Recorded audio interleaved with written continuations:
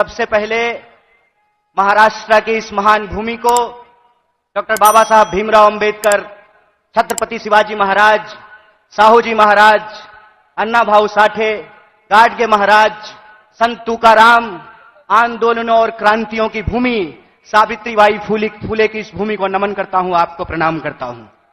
साथियों, बिना किसी औपचारिकता के मैं सम्मानित मंच का अभिनंदन करते हुए आप तमाम भारतीय राष्ट्रीय कांग्रेस के एक एक कार्यकर्ताओं का, समर्थकों का, मतदाताओं का, देश के कोने कोने में किसी भी माध्यम से इस कार्यक्रम से जुड़े हुए कांग्रेस परिवार के एक एक सदस्य को पार्टी की स्थापना दिवस के मौके पर हार्दिक बधाई देता हूं, आपका हार्दिक अभिनंदन करता हूं।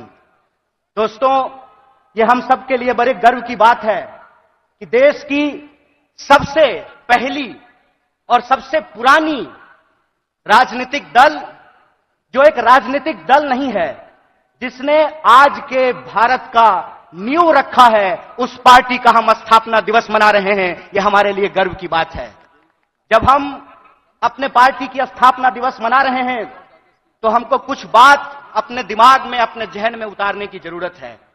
सबसे पहली बात यह है कि जब हम नागपुर में यहां मना रहे हैं तो जो लोग नागपुर को संघ भूमि बनाना चाहते हैं, उनको हम चुनौती देना चाहते हैं, जब तक कांग्रेस पार्टी जिंदा रहेगी, जब तक इस देश में एक भी कांग्रेसी कार्यकर्ता जिंदा रहेगा, अपने रक्त के आखिरी कतरे तक नागपुर को संघ भूमि नहीं, दीक्षा भूमि बना करके रखेगा। इस बात को याद रखिएगा। इस बात को याद रखिएगा कि जिस देश में हत्यारों का गाना गाया जा रहा है, उस देश में महात्मा गांधी पैदा हुए हैं, और महात्मा गांधी ने जिस पार्टी को बनाया है, जब तक वो पार्टी जिंदा रहेगी, तब तक आप इंसान को इंसान से नहीं लड़ा सकते हैं। हम बोलते रहेंगे, रघुपति राघव राजा राम, पतित पावन सीताराम, ईश्वर अल्लाह तेरो नाम, सबको सन्मति दे भगवान। हम यह तराना गाता रहेंगे, इस बात को याद रखिएगा। और जब आज हम पूरे देश को यह संदेश देना चाहते हैं भारतीय राष्ट्रीय कांग्रेस की तरफ से कि है तैयार हम, तो किस बात के लिए तैयार हैं हम तैयार हैं इस देश के संविधान की रक्षा करने के लिए। आप तैयार हैं कि नहीं है? इतनी जोर से आवाज लगाइए कि यह आवाज नागपुर से दिल्ली तक पहुंचनी चाहिए। आप तैयार हैं कि नहीं है? हम तैयार हैं इस देश की जमहूरियत को बचाए रखने के लिए। हम तैयार हैं इस देश में कमरतोड़ महंगाई को समाप्त करने के लिए। हम तैयार हैं इस देश के नौजवानों को रोजगार मुहैया कराने के लिए। हम तैयार हैं महिलाओं के ऊपर होने वाले अत्याचार को समाप्त करने के लिए। हम तैयार हैं आजाद देश में आजादी की रक्षा के लिए। हम तैयार हैं, यह हमारा संकल्प है। और जब हम इस संकल्प को दोहरा रहे हैं तो एक चुनौती भी हम लोगों को समझना पड़ेगा भाइयों। चुनौती यह है कि आप में से बहुत सारे लोगों को एक अनुभव हुआ होगा कि जब आप किसी पॉकेटमार को ट्रेन में पॉकेटमारी करते हुए पकड़ लेंगे तो पॉकेटमार इतना चालाक होता है कि वही जोर से चोर चोर चिल्लाना शुरू कर देता है। बोलिए, होता है कि नहीं होता है? आज हमारे साथ इस देश की सबसे पुरानी पार्टी, इस देश को आजादी दिलाने वाली पार्टी, महात्मा गांधी की पार्टी, पंडित जवाहरलाल नेहरू, सुभाष चंद्र बोस, मौलाना अबुल कलाम आजाद, सरदार वल्लभ भाई पटेल, एनी बेसेंट, सरोजिनी नायडू की पार्टी के साथ भी यही हो रहा है कि हमने चोर को चोरी करते हुए फिर से पकड़ लिया है। हमने इनको अंग्रेजों के साथ चाय पर चर्चा करते हुए देखा था, तो जो चाय बेचने की बात करते थे, हमने उनको देश बेचते हुए रंगे हाथ पकड़ लिया है। और जब हमने उनको देश को रंगे हाथ बेचते हुए पकड़ लिया है, तो पॉकेटमार को जो पकड़ लीजिएगा तो वो चोर चोर चिल्लाने लगेगा। वो कहते हैं कि कांग्रेस इस देश में भ्रष्टाचार लेकर के आई। एक सवाल हम पूछना चाहते हैं, आज आप कांग्रेस के नेताओं के घर पे ईडी भेजते हैं। परसों जया साहब के पिताजी से वही कांग्रेस का नेता अगर फोन पे सेटिंग कर ले तो वो ईडी जो है अपना रास्ता कैसे भूल जाती है, वो पता कैसे भूल जाती है? इसका मतलब यह है कि जो पार्टी देश की पार्टी है, उस पार्टी को देश के आम लोगों के नजर में बदनाम किया गया है।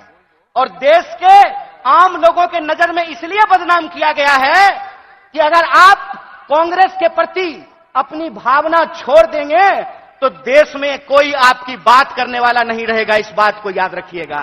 इसीलिए इस मंच से मैं आप तमाम लोगों से एक बात की अपील करना चाहता हूं कि हे कांग्रेस के कार्यकर्ताओं, जब आप चाय की दुकान पर बैठते हैं, जब आप ट्रेन से यात्रा करते हैं, जब आप बसों में चलते हैं, जब आप खेतों में चर्चा करते हैं, दफ्तरों में चर्चा करते हैं, तो एक बात को याद रखिएगा, एक बात को याद रखिएगा कि सामने वाला जब आपको जलील करता है ना, तो वो आपको जलील करने से पहले अपने मां बाप को जलील कर रहा होता है, अपने पूर्वजों को जलील कर रहा होता है, क्योंकि कांग्रेस पार्टी इस देश का इतिहास है, वर्तमान है और इस देश की आम आवाम का भविष्य है। यह बात हमको समझना पड़ेगा।